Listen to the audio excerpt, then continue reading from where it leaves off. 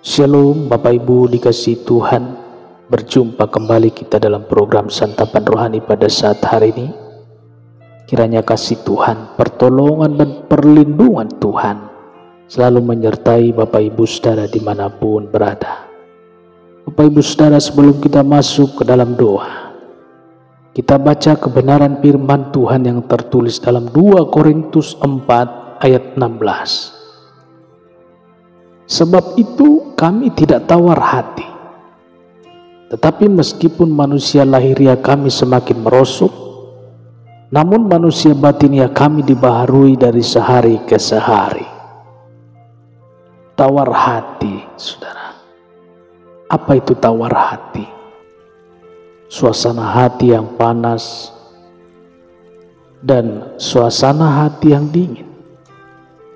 Atau bisa disebut panas pun tidak, dingin pun tidak, saudara. Hidup yang tanpa semangat, hilang kemauan dan gairah untuk melanjutkan hidup ini, saudara. Putus harapan, tidak ada lagi impian yang memberikan semangat. Kalau dalam bahasa Inggris dipakai istilah lost heart, hidup tanpa motivasi. Saudara, jika tidak segera diatasi, maka tingkatan hidup akan turun ke jenjang yang sangat berbahaya, yakni frustasi, saudara. Apa sebabnya bisa tawar hati? Aneka ragam pemantiknya. Impian yang tidak tercapai. Setelah berjuang sekian lama, yang ditunggu tidak juga datang, saudara. Kondisi ekonomi yang tidak berubah, makin hari makin berat, sehingga tiba pada kesimpulan, buat apa kerja keras? Buat apa hidup jujur? Buat apa hidup kudus? Saudara, kesehatan yang semakin lemah seiring bertambahnya usia, tenaga yang terus menurun, panca indera seperti penglihatan, pendengaran hingga daya ingat semakin melemah.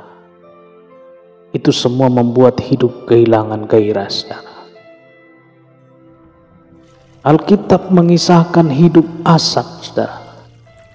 Semula Asap adalah orang yang bersemangat di dalam hidupnya, tetapi ketika ia melihat ke kiri dan ke kanan, hatinya mulai bimbang.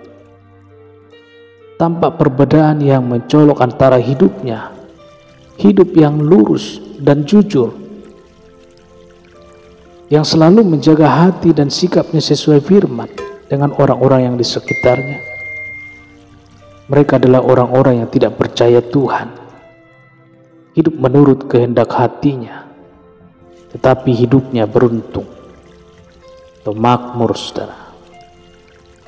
Kekayaan mereka terus bertambah, mereka hidup sehat dan makmur. Lalu Asap tiba pada kesimpulan. Mazmur 73 ayat 13 mencatat, sia-sia sama sekali aku mempertahankan hati yang bersih dan membasuh tanganku tanda tak bersalah. Sangat berbahaya jika hanya memandang hidup ini dari satu sisi, saudara. Untung Asap menghampiri Tuhan. Tuhan memperlihatkan kepadanya akhir kehidupan orang-orang itu, saudara. Akhirnya Asap mengakui kekeliruannya. Ia salah mengambil kesimpulan. Hidup ini sejatinya bukan soal makan, bukan soal minum, atau soal pakaian saja. Hidup di dunia ini hanya sementara, dan setelah itu setiap orang harus mempertanggungjawabkan perbuatannya. Saudara dikasihi Tuhan, lalu Asap mempunyai pernyataan. Mazmur 73 ayat 25 sampai 26. Siapa gerangan ada padaku di sorga selain Engkau? Selain Engkau tidak ada yang kuingini di bumi. Sekalipun dagingku dan hatiku habis lenyap, gunung batuku dan bagianku tetaplah Allah selama-lamanya. Haleluya. Jangan terlalu cepat mengambil kesimpulan dalam hidup ini, saudara. Kita harus tenang dan sabar. Jangan pernah melihat keberadaan kita hanya dari satu sudut pandang. Hidup tidak sederhana yang kita bayangkan. Saudara, ada tanggung jawab yang harus kita hadapi kelak di hadapan Tuhan. Sehebat apapun badai mengamuk dalam bahtera kehidupan kita, ingat baik-baik bahwa apa yang Yesus ucapkan di tengah-tengah ancaman yang mengerikan. Kata Yesus, diam dan tenanglah. Markus 4 ayat 39. Lalu angin itu reda dan danau itu pun menjadi teduh sekali, saudara. Kita harus diam sejenak. Sama seperti asap, hampiri Tuhan lewat doa-doa kita. Kita harus bersikap tenang, saudara. Tidak ada satu momen dalam hidup kita yang lepas dari pandangan Tuhan. Angin ribut yang melanda hidup kita akan segera reda, saudara. Rumah tangga, usaha dan pekerjaan kita akan menjadi teduh kembali. Tuhan sangat mengasihi, saudara. Tuhan sangat mengasihi kita. Puji Tuhan. Lalu apa obatnya supaya tidak tawar hati, saudara? Jika tawar hati diibaratkan semacam penyakit, maka butuh diobati. Jika tidak, seperti kupasan firman Tuhan ini, maka penderitanya semakin berat. Klimaksnya atau puncaknya bisa frustrasi, saudara. Kalau sudah frustrasi semakin sulit disembuhkan, kita akan menderita seumur hidup. Pertama, jangan melihat manusia lahiriah, saudara. Manusia lahiriah sering disebut juga manusia fisik. Manusia yang kelihatan, bisa diraba atau dipegang, saudara. Manusia lahiriah yang merasakan lapar dan haus jika terlambat makan dan minum. Saudara dikasih Tuhan, manusia lahiriah juga bisa menderita sakit. Manusia lahiriah adalah tubuh seutuhnya yang merupakan rumah atau tempat bermukimnya bagi manusia batiniah kita. Semakin bertambahnya usia, semakin merosot kita, saudara. Manusia yang sudah masuk di usia 40 tahun ke atas, maka secara fisik organ tubuh semakin merosot. Memang tidak semua secara serentak atau simultan menurut usianya, saudara. Ada orang yang sudah menginjak di umur kepala 6 tetapi masih kelihatan bugar. Padahal sejatinya jika diteliti, organ tubuh yang berada di dalam bagian dalam sedang mengalami penuaan. Jika di dalam hidup ini kita hanya memandang ke manusia lahiriah, maka kita bisa tawar hati. Jika kita hanya merasakan perubahan fungsi organ tubuh semata, maka kita bisa menjadi khawatir, saudara. Menjadi tua itu pasti, tetapi membuat kita menderita itu hal yang berbeda. Yang harus kita sadari adalah tubuh kita, manusia lahiriah kita semakin hari memang semakin merosot. Itu tidak bisa dihindari dan tidak bisa dicegah. Memang di zaman yang maju ini banyak dijual berbagai obat atau penahan umur, saudara, untuk katanya membuat kita awet muda. Seperti yang disampaikan, padahal organ tubuh yang di dalam mau tidak mau semakin menurun kemampuannya, saudara. Apa yang harus kita lakukan? Rasul Paulus memberikan obat yang manjur, yang mujarab. Jangan hanya memperhatikan kondisi tubuh kita saja, Yang harus menjadi peduli kita adalah manusia batiniah kita. Manusia batiniah adalah pribadi kita yang tidak kelihatan, yang berada di lubuk hati yang paling dalam, saudara. Apa itu manusia batiniah? Manusia batiniah adalah roh dan jiwa yang mendorong iman, kasih dan kehidupan rohania. Itulah sebabnya manusia batiniah itu tersembunyi dan tidak nampak.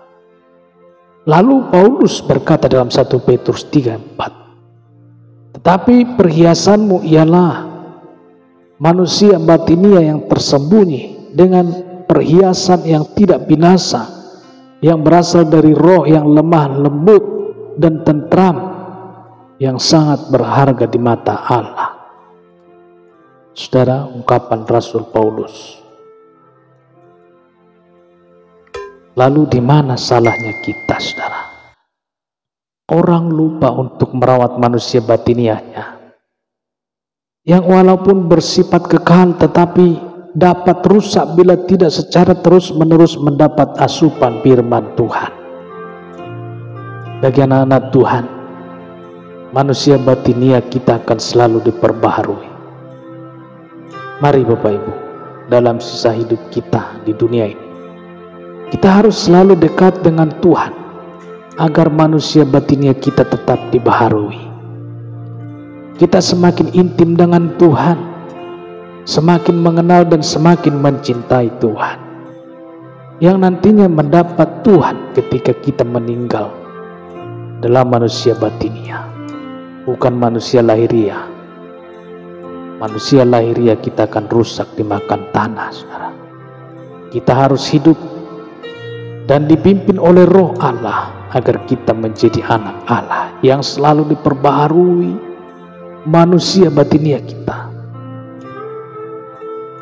Paulus dengan penuh keyakinan memastikan bahwa dirinya, manusia batiniahnya, terus diperbaharui hari demi hari, dari sehari ke sehari, saudara. Mari kita berlomba-lomba dandani manusia batiniah kita sehingga semakin hari makin serupa dengan Yesus. Haleluya. Mari kita berdoa. Bapa di dalam sorga, terima kasih Tuhan untuk kesempatan kami sudah mendengarkan kebenaran firman-Mu yang mengingatkan kami, Tuhan, untuk kami tidak tawar hati melihat sekeliling kami. Tuhan Yesus, tanamkanlah di dalam hati kami untuk kami selalu merawat manusia batiniah kami, merawat hubungan kami dengan Tuhan, untuk hari semakin intim di hadapan Tuhan, supaya manusia batiniah kami ini, Tuhan, tercukupi oleh asupan-asupan firman Tuhan yang memberikan kesegaran, sehingga kami, Tuhan, merasakan kuasa Tuhan di dalam kehidupan kami. Berpujilah nama Tuhan. Tuhan Yesus, Bapak-bapak, Ibu, seluruh para pendengar yang mendengarkan renungan program Santapan Rohani pada saat hari ini, berkatilah rohani dan jasmani mereka, Kau berkati. Tuhan, berikanlah kami, Tuhan, untuk hati yang merindu untuk selalu intim dengan Tuhan. Berkati anak-anak cucunya, Tuhan, masa depannya, Tuhan, generasi kami Kau berkati. Kelak anak kami jadi anak yang berguna, takut akan Tuhan, dan terlebih lagi, Tuhan, menjadi pelayan Kristus yang setia. Terpujilah nama-Mu, Tuhan. Berkatilah keluarga lepas keluarga. Campur tanganlah, Tuhan, dalam setiap permasalahan kami, pergumulan kami. Di dalam nama Tuhan Yesus kami berdoa dan mengucap syukur. Haleluya. Amin. Bapak Ibu dikasihi Tuhan, demikianlah pendengaran firman Tuhan pada saat hari ini. Tuhan Yesus memberkati. Amin.